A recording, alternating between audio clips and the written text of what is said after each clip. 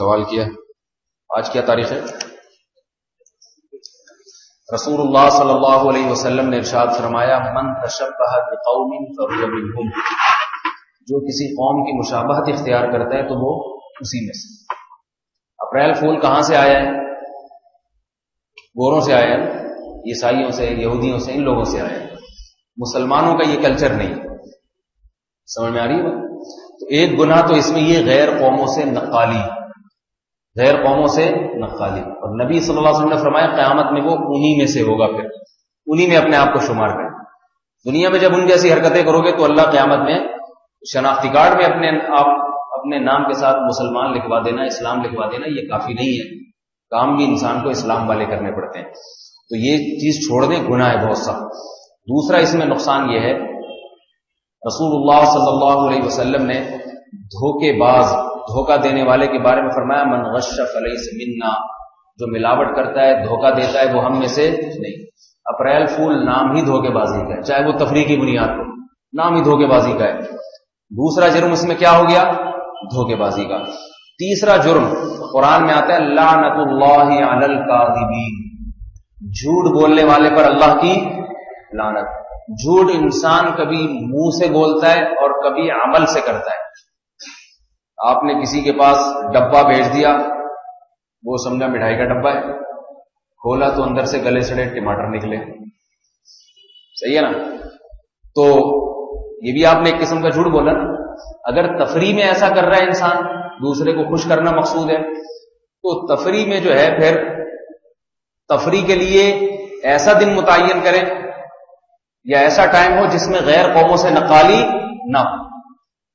اسلام میں کسی دوست کے ساتھ تفریح کی بھی اجازت ہے۔ نبی صلی اللہ علیہ وسلم نے، ایک بوڑھی عورت نے پوچھا یا رسول اللہ کیا میں جنت میں جاؤں گی؟ آپ نے فرمایا بوڑھی عورتیں جنت میں نہیں جائیں گی،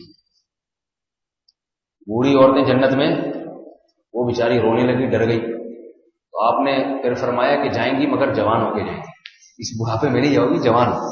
خوش ہونے لگی۔ علماء نے لکھا ہے اس میں سوال پیدا ہوتا ہے کہ نبی نے تو اس کو پہلے تکلیف دی، تو مسلمان کو تکلیف دینا تو جائز نہیں ہے۔ تو علماء نے لکھا ہے یہ تکلیف بہت بڑی خوشی کا پیش خیمت ہے۔ بعض دفعہ کسی کو خوش کرنے کے لیے تھوڑی سی تکلیف دے کے جو خوشی ہوتی ہے وہ زیادہ ہوتی ہے، سمجھ میں آ رہی ہے نا بات؟ تو آپ صلی اللہ علیہ وسلم نے اس لیے، ایک صحابی آئے، عرض کیا یا رسول اللہ سواری کے لیے مجھے اونٹنی چاہیے، آپ اونٹ چاہیے، آپ نے فرمایا اونٹنی کا بچہ لے لو۔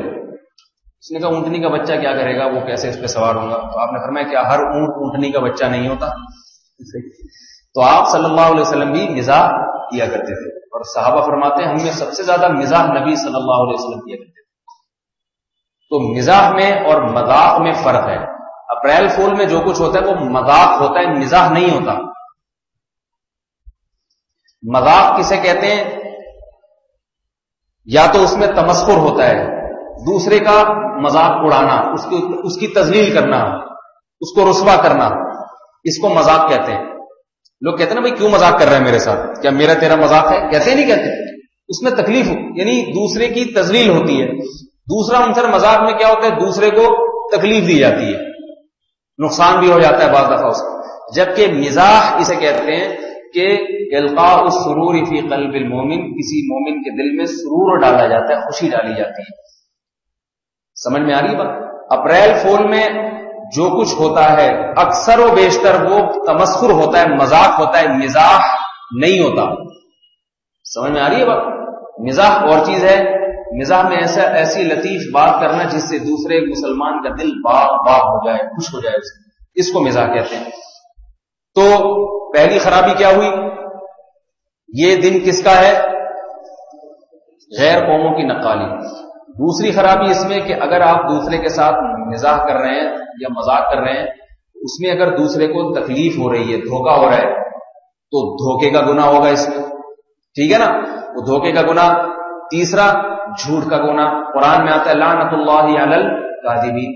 چوتھی بات یہ، اگر آپ کہتے ہیں کہ نہیں میں اس سے ایسا مزاح کر رہا ہوں جیسے نبی نے کیا تھا، بوڑھی عورت کو کہہ دیا تھا نبی نے نا کہ بھئی بوڑھی جنت میں نہیں جائیں گی، تو اس قسم کا میں مزاح کر رہا ہوں دوست کے ساتھ، مجھے پتا ہے میں جب ڈبے میں مٹھائی بھر کے بھیجوں گا وہ مٹھائی سمجھ کے کھولے گا، اندر سے گلے سڑے ٹماٹر نکلیں گے، تو وقتی تکلیف تو ہوگی لیکن بعد میں بہت ہنسے گا وہ، ممکن ہے یہ دلیل کوئی دینا نہیں یاری بات سمجھ رہے ہیں.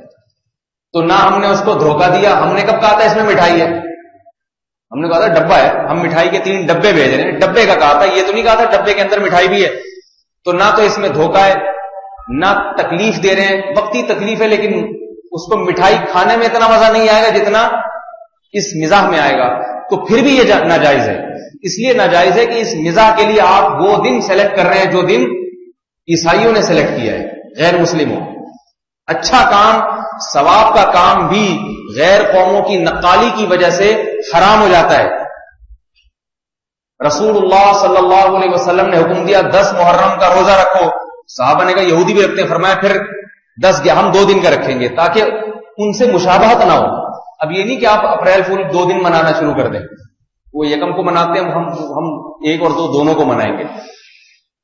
وہ تو نبی نے اس لیے 10 محرم کا روزہ رکھا کہ 10 محرم کا دن تو مقدس ہے نا. وہ تو ویسے ہی روزہ رکھنے اور اسلام سے پہلے سے چلا آ رہا تھا. تو یہودیوں کی وجہ سے پہلے سے جو اچھا کام چلا آ رہا ہے وہ چھوڑا تھوڑی جائے گا کیونکہ وہ کر رہے ہیں ہم چھوڑ دیں. تو فرمایا کہ نہیں, جس حد تک مشابہت ختم ہو سکتی ہے وہ اس طرح کہ وہ 1 رکھتے ہم 2 رکھیں. تو یہ جو اپریل فول میں جو مزاح ہے یہ تو مباح چیز ہے. اس میں 1 یا 2 دن 3 دن آپ ملائیں گے تو بھی غیر قوموں کی نقالی رہے گی. تو اس میں مذاق کرنا بھی حرام اور مزاح کرنا بھی حرام. کسی سے مسلمان سے مزاح کرنا ہے تو اس کے لیے کوئی کسی اور دن کر لیا کرے. سمجھ آ رہی ہے؟ ڈبہ بھرے. ہمارے طلبہ جب بھی کوئی بات ہو نا خوشی کی تو مجھے کہتے ہیں استاد جی آپ مٹھائی کھلائیں. تو میں ان سے کہتا ہوں 3 ڈبے کل میری طرف سے. تو اگلے دن دیکھتے ہیں خالی ہاتھ آ رہا ہے.